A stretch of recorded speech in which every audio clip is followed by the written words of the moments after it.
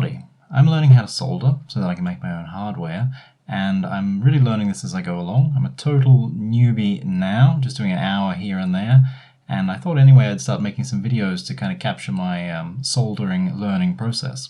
So what I'm looking at today is a second clumsy attempt to rework this chip here on a kind of scrap old single board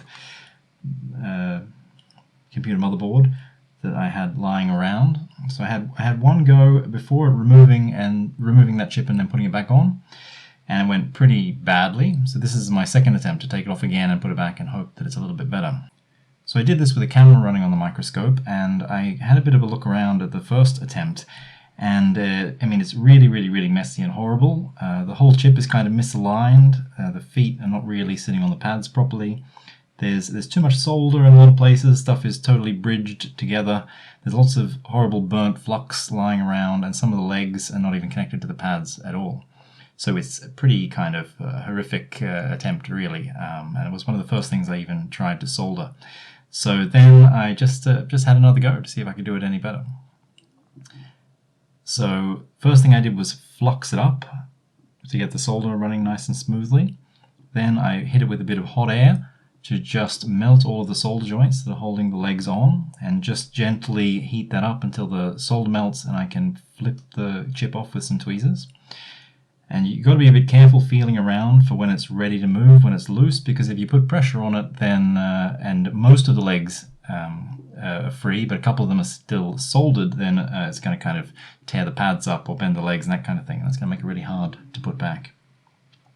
Then I just went through and freshened up the solder a little bit with my favorite Kester leaded solder. Wasn't really sure what solder I'd used the last time, what kind it was, so just to keep it consistent.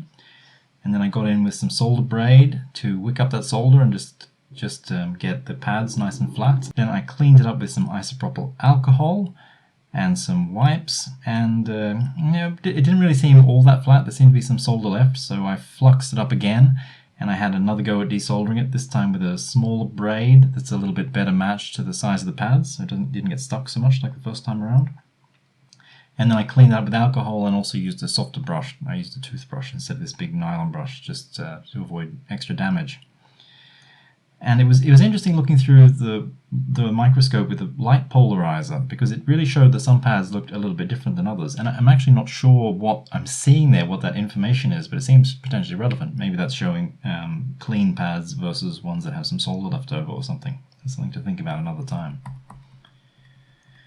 Then I got the chip, and I had a bit of a think about whether I'm going to try to clean that up, like remove solder from the legs if they're bridged together, but it didn't look that bad in solder terms, so I just cleaned it up with alcohol instead. I gave it a good dousing with isopropyl alcohol and brushed it all up. Then I did the really delicate part for putting it back on, which is to try and position it just so with all the feet aligned with all the pads, and I did this really badly the first time around, so I tried to really do a better job this time. Then I tried to actually solder it to hold it in place, and I gave it a bump while I was soldering it because I wasn't holding it down. So even though I had it nicely aligned before it was soldered, then it got disaligned. So then I had to fudge around a little bit trying to put it back into place while keeping that little patch of solder melted. And I did my best there, and it seemed to go kind of okay. The bit where I tacked it down has a couple of legs bridged, but that doesn't really matter. That's really easy to fix later, so I didn't worry about that. I put some fresh solder on the tip, and then I drag soldered it across, just letting it flow through the flux onto the pins and the pads. And when I looked a little closer, I saw that some of the pins looked a little bit different than the others, which is a pity. Then I drag soldered across the other side. I didn't have such a good view there, so I did that a little more smoothly, because I couldn't overthink it. Then I cleaned it all up with alcohol, and a closer look showed me that some of the pins didn't actually look like they'd been soldered. I tried to just do a kind of dodgy job of putting some more solder on, but that really clumped up because I wasn't using extra flux. So instead of being so lazy, I put on a little bit more flux and then let that flow again. And then I cleaned it up with alcohol. Then I decided to inspect my work at an angle, and it was looking much better. It was a bit wobbly because I wasn't using any stand to hold it, which is a pity, but the legs seemed to be basically soldered okay. There was one bridge that should be pretty easy to clean up another time by just adding some flux and reflowing it. The other side was looking much better.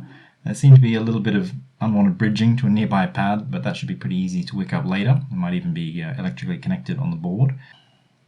And anyway, that's my little bit of soldering practice. So as I say, this is something I'm just learning for an hour or two here and there at the moment, but I'm going to get more serious about it, so I'm hoping it'll be instructive to be able to look back and see some of my mistakes and get an appreciation for how I improve over time, which I hope will be quite rapid, but we'll have to see about that. Until next time.